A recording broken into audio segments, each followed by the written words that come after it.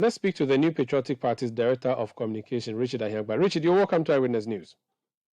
Thank you, Ma. The former Chief Justice is not a political appointee, but if for anything, it is the president who was elected on the ticket of the NPP that made her Chief Justice. That is a national embarrassment for you as a political party, that things have gotten to the worst form ever for a Chief Justice who rarely speaks, really. I haven't heard a former Chief Justice speak before. Well, not in recent times. For her to come out, not only speak, but appear at a protest against government, that is heavy. Well, Umaru, thank you very much. I think that as a country, we're in a very trying space right now where every effort is being given to regenerate the economy from the ruins of COVID-19 and the Russia-Ukraine war. It's a very anxious space, and everybody is trying to do the best they can to answer or find answers.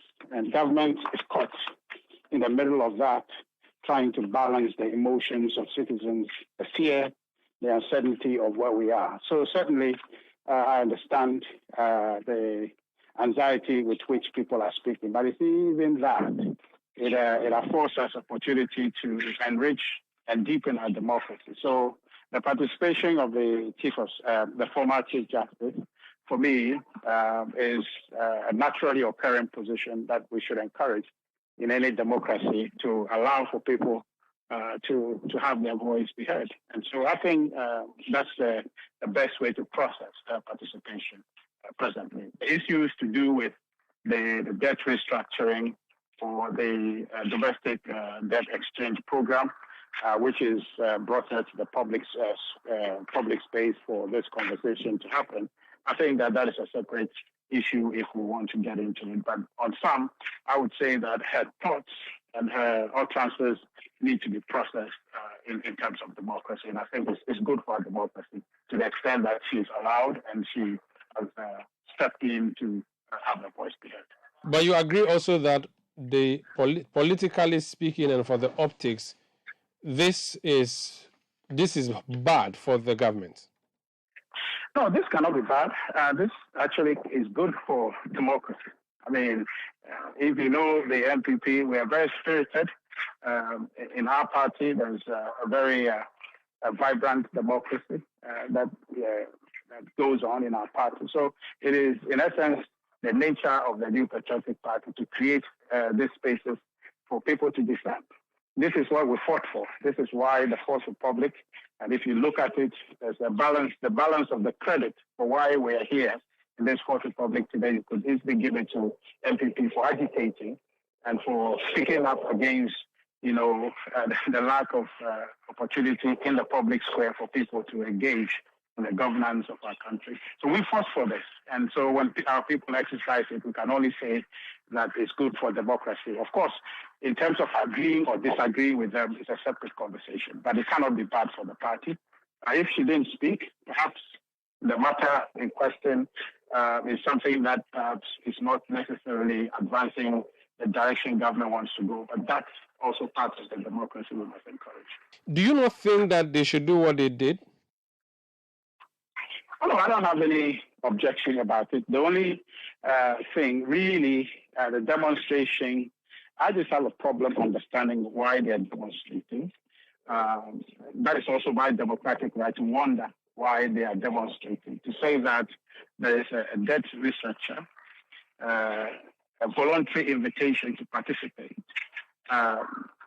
calling on citizens to exercise their right to choose, to participate in an effort that will give the economy, the state, opportunity to build again, to regenerate itself from the ruins of COVID-19. That is a choice that I think that left to be, every citizen should make, understanding the burden of citizenship. And if that's the choice, then I wonder what the occasion is to demonstrate. Because you are one, whilst the situation is existential, and I think I want to characterize it that way, that choices we face here is existential. We either choose to move forward or we choose to stagnate and deal with the consequences, which will be chaotic, a situation which will mean that our debt situation would spiral and create very worse situations for us. And a government is elected to do something which is in the nature of trying to bring order, create orderliness in addressing the challenges we face in terms of addressing our debt.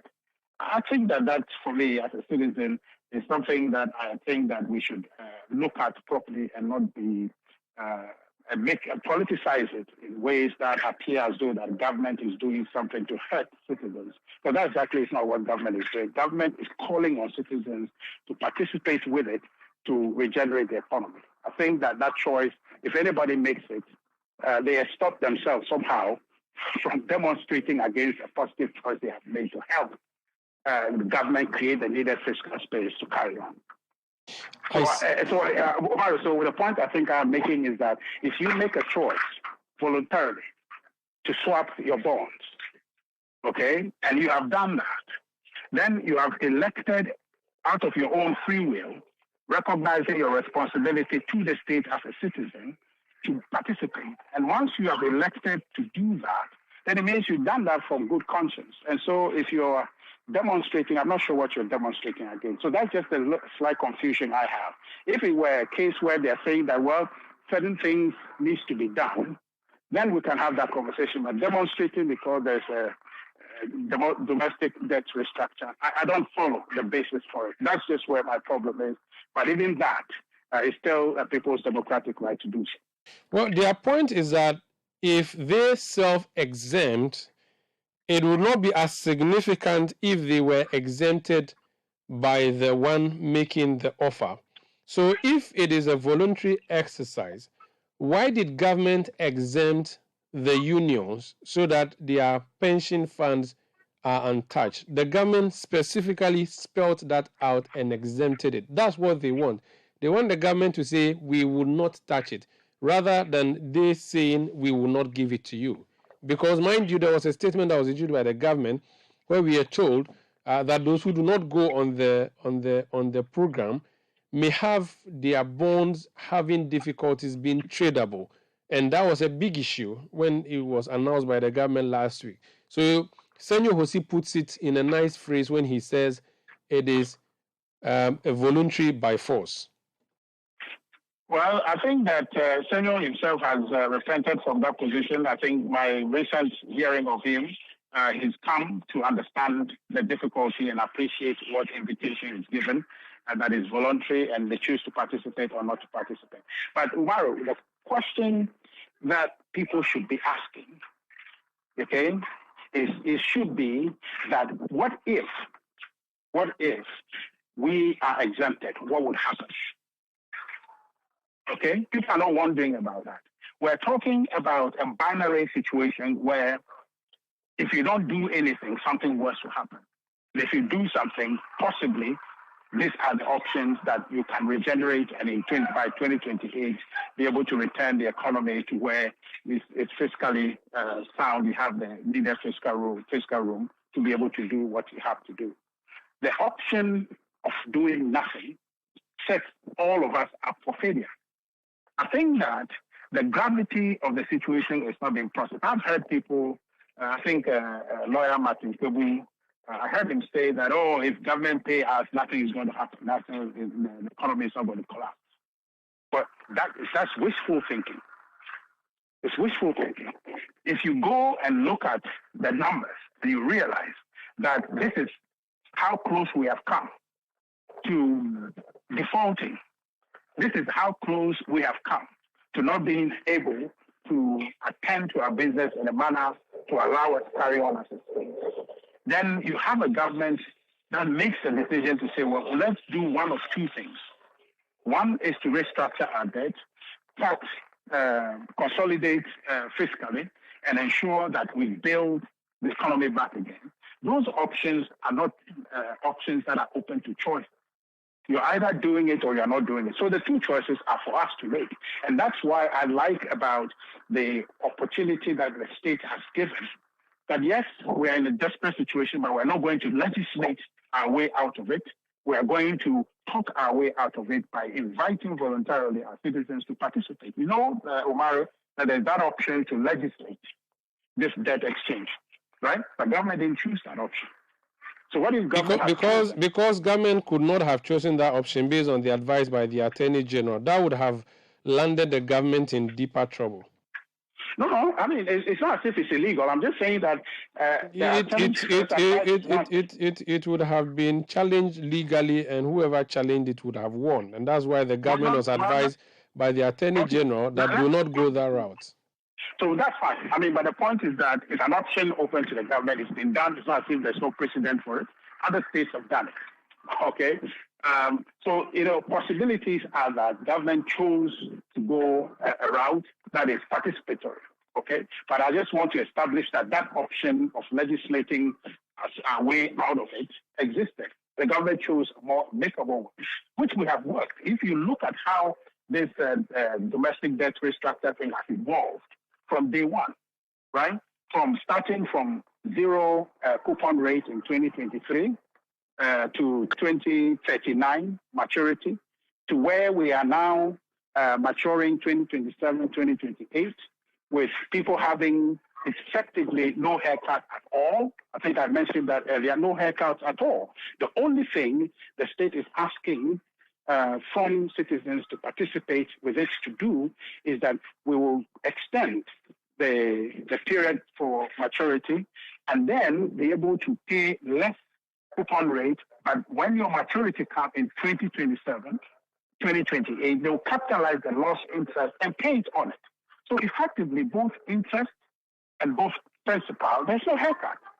If you read them the new memorandum, you'll come to understand that. So we have moved a long way to where what we have now is effectively help ourselves come out of this situation. I don't think that it is such a draconian option. It's a difficult one, I must admit. It's difficult.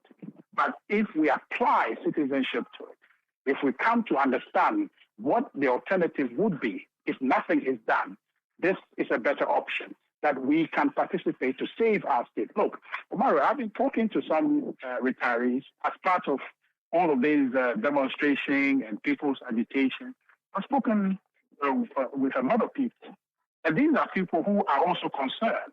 But what thing that comes clear in our conversation is that giving to them, we've left the choice given to them to make. If they were in the seat, they would make the same decision to try to protect their posterity. It's a responsibility we have today to build forward. We cannot kick the can down the road. We have to take this responsibility to make sure that we are building this economy long-term for our children. That's the investment this government has made since 2017, right? To try to build forward.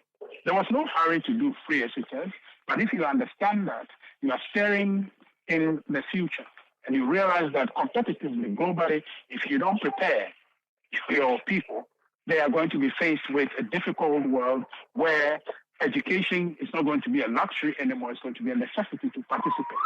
And this government invested and is investing. And I'm saying that in the next 20 years, we will be faced with real human beings who have benefited from state investment, who are in places of responsibility. Those people can look at themselves and say, but for the state, we won't be here. And then we take a much better care of this state to make sure it continues and carries forward. So we have to make that difficult investment today, Umaru. And so as hard as it is, I want to say with all humility that people should, have the space to share their democratic, thoughts and contribute to the discussion, which we have experienced. The deal that we have now with the domestic debt exchange is much enhanced, much improved, thanks to democracy and consultation. So let's move forward with it. This is not a time to stagnate and then begin to trade our positions as though we are not going to compromise. We have to compromise and move forward for the sake of the state. Very well. Finally, before you go, you once worked for Gabby when you were at the Dankwa Institute. What do you make of the public disagreement between him and the former Chief Justice? Well, that's one way to put it, but I see it as a public conversation because the invitation to the public square is for everyone to share their thoughts. And so if the former Chief Justice has come to share her thoughts on what is happening and she's spoken to it, another person is at liberty to also share their thoughts. So it's not a confrontation, it's a public square where we all are free to share our democratic, exercise our democratic right of speech. And so I see it as another day in a democracy where we must all encourage each other to speak.